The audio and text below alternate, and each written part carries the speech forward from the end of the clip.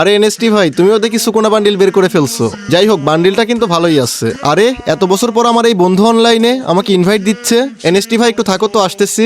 আরে বন্ধু, কি অবস্থা? কেমন আছিস? এই তো ভালো আছি, তোর কি অবস্থা? দীর্ঘ 4 বছর পর আবার আমি এই গেমে।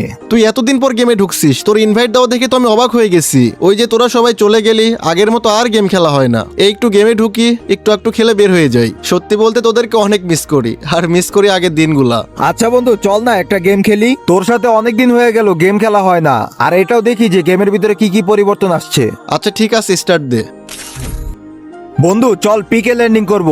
তোর মনে আছে আগে আমরা সব ম্যাচেই পিকে ল্যান্ডিং করতাম, আর আমরা পিকে নামলে আমাদের সামনে কোনো স্কোর দাঁড়াতেই পারতো না। সবকিছুই মনে আছে, এগুলা কি ভোলা যায়?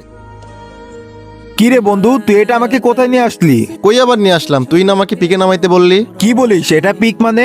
আমাদের পিক তো এরকম ছিল না। হ্যাঁ ঠিক বলেছিস, ওই সময় পিকটা এমন ছিল না। এই আপডেটের পর শুধু পিক না, দেখ পিকের নামও চেঞ্জ হয়ে গেছে।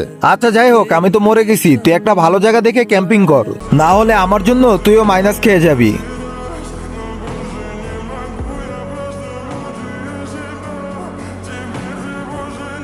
কি রে বন্ধু, আমি আবার বাঁচলাম কেমনে?